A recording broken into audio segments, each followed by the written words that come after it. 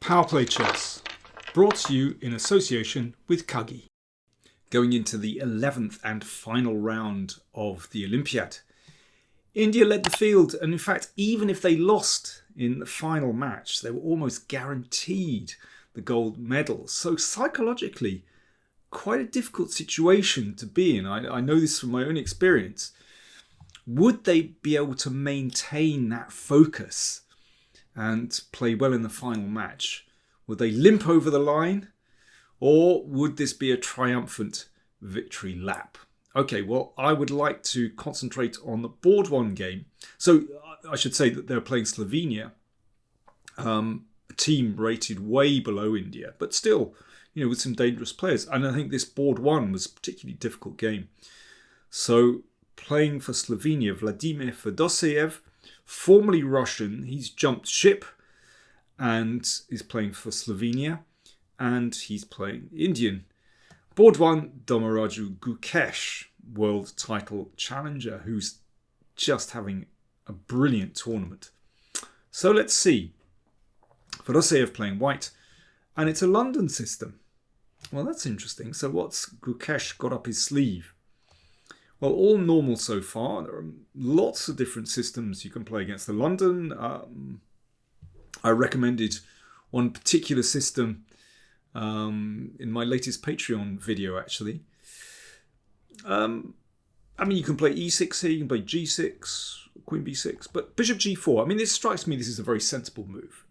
You're bringing out this bishop, which is often or can be stuck on c8, and only then you're playing e6. And for the moment, this pin is very annoying for white. You can't play the knight to the outpost on e5 and e6. So if black is able to play bishop d6, well, seems to be black has no difficulties whatsoever. So queen a4. This looks like a sensible move to try and exploit the fact that the bishop has moved from here, because of course this diagonal is a little bit weaker. There's no bishop d7. And now knight e5 is possible. So knight d7 after 2.5 minutes. Okay, good move. Blocks the diagonal, covers the e5 square. Bishop b5, a little bit of pressure here. Queen c8. Well, Gukesh spent over 7 minutes on that move. So it feels like he's sort of feeling his way through this opening. But this is very sensible. So rook c1 played opposite the queen, and a6. And after this move, putting the question to the bishop, then, well, white doesn't have much chance for an advantage. You certainly don't get those kind of classic attacking London system positions. So, for example, bishop d3, then these pawns can advance rapidly. Black obviously has excellent counterplay here on the queen side, or just excellent play. So Fedoseev exchanged on c6, and we have an endgame, but it looks roughly level. Black seems fine. Black has the two bishops. That's an interesting thing. White has a slight lead in development, which Fedoseev tries to exploit with c4. f6, I like that move a lot. Controlling e5. This is so often a key square in the London system, just preventing the knight coming into e5. Knight b3, that looks a bit weird. I think white should just castle.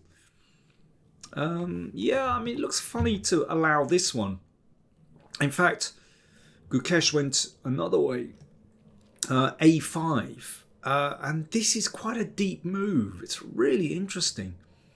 He thought for 7.5 minutes over this one, and it's some really interesting ideas. So basically, white could win a pawn here, like this. But watch what happens. After this, e5. And actually, black has fantastic compensation here, because these minor pieces are just kind of shut out of the game. And black, well, once black plays, bishop here, maybe king f7, rook across, then this pawn is vulnerable. Very good compensation, actually. Fedoseev played h3. Still seems very reasonable to take here and even go e5, but Gukesh is intent on playing with the two bishops. And I just want to give you a little illustration of this. So again, it's possible to take this pawn. But once these pieces are shut out, and okay, we're going to take this. I mean, very similar to the last variation, but the bishop is in an even better spot. And after this, bishop d3. I mean, this bishop is on a fantastic diagonal, preventing the king from castling. You know, maybe bishop b4 is coming. That's even better than the previous variation. So king e2 played. a4. Again, let's see the power of the bishops. Now, the knight was dropped back, but if knight takes e5, again, shut out this bishop, and now rook b8. Just check this out. After rook b8, how exactly does white defend the pawn on b2? Because that bishop covers these absolutely key squares. It's impossible to defend that pawn.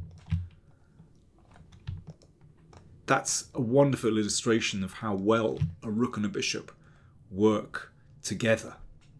Okay, so knight d2 played, h5. So that ensures that the bishop remains on this diagonal. It's not going to be hit by a g4 and a knight h4, for example.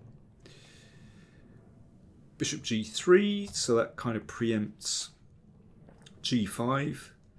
Rook c3, okay. Trying to bring this one into the game.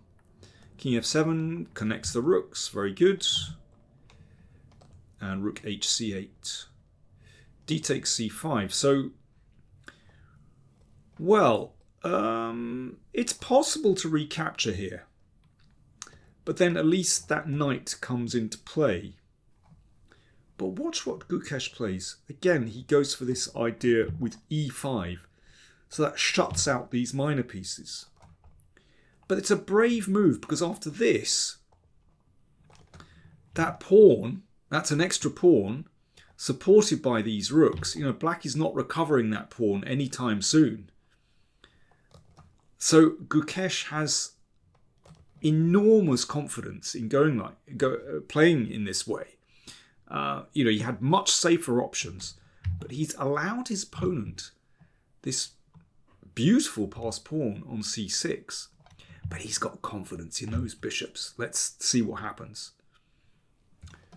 So already we can see bishop b4 is a threat, which actually traps that rook. Therefore a3. And now rook a5. So that rook is swinging up to attack that pawn again. I love the way he's very calm about having a pawn on c6. Knight e1. Rook b5 hits the pawn. And that's pretty serious because it gets through to the king. So knight d3. And d4. Really interesting. He could immediately take that pawn. I mean, this is also quite promising for black. But he wants to keep that bishop. Watch this. Pawn takes pawn. Pawn takes pawn. The pawn has to be taken. If the rook drops back, e4 and d3. So pawn takes pawn, hits the rook, rook back, rook e8, and white is caught in a crossfire. This king, unfortunately, is really vulnerable on e2. It can't step away from the rook because of the knight is hanging. Knight f3. Now you can take on a3, but it's even better to play this one. Just waiting for the best moment to give a discovered attack. Hitting this. Now bishop b4 check. And simple exchange of pieces. And black wins a rook for a bishop. And this is winning. Because this passed pawn is so strong. And rook takes b2. Now, there's a little bit of technique is necessary because white still has that pawn on c7. The bishop has found a function finally, protecting that pawn.